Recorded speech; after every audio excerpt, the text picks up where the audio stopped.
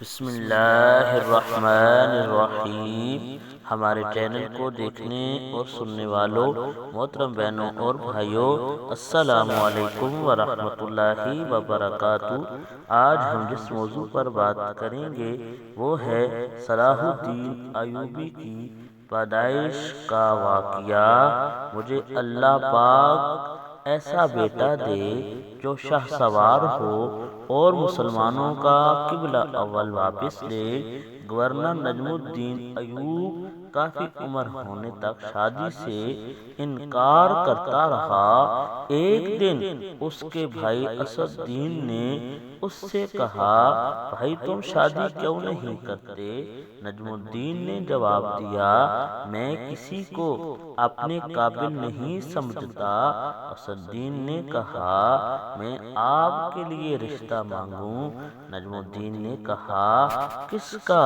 اسد الدین نے ملک شاہ بنت سلطان بن مالک شاہ سلجوقی کی بیٹی کا یا وزیر الملک کی بیٹی کا؟ نجم الدین، وہ میرے لائق نہیں۔ اسد الدین حیرانگی سے، پھر کون تیرے لائق ہوگی؟ نجم الدین نے جواب دیا، مجھے ایسی نیک بیوی چاہیے جو میرا ہاتھ پکڑ کر مجھے جنت میں لے جائے، اور اسی سے میرا ایک ایسا بیٹا پیدا ہو جس کی وہ بہترین تربیت کرے، جو شاہ سوار ہو اور مسلمانوں کا قبلہ اول واپس لے۔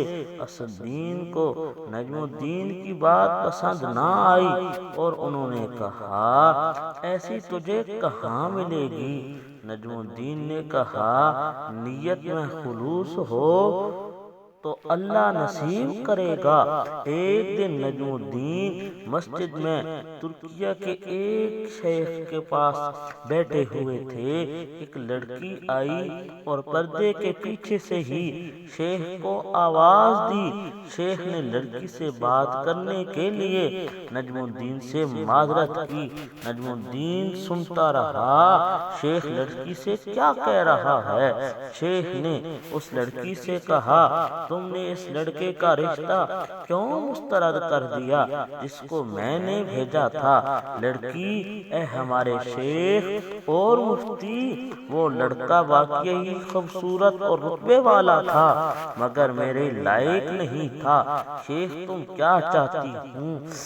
لڑکی، شیخ، مجھے ایسا لڑکا چاہیے جو میرا ہاتھ پکڑ کر مجھے جنت میں لے جائے، اور اس سے مجھے اللہ پاک ایسا بیٹا دے جو شاہ سوار ہو اور مسلمانوں کا قبلہ اول واپس لے۔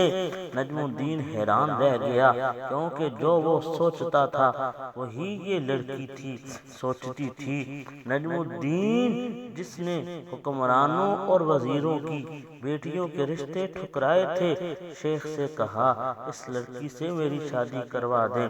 شیخ، یہ محلے کی سب سے فقیر گھرانے کی لڑکی ہے۔ نجم الدین، میں یہی چاہتا ہوں۔ نجم الدین اس فقیر متقی لڑکی سے شادی کر لی اور اس سے وہ شاہ سوار پیدا ہوا جسے دنیا صلاح الدین ایوبی کے نام سے جانتی ہے، جنہوں نے مسلمانوں کو قبلہ اول واپس آزاد کروایا۔ اللہ تعالی ہم کو پھر صلاح الدین ایوبی جیسا حکمران عطا فرمائے جو قبلہ اول کو یہودیت سے آزاد کرائے۔ آمین۔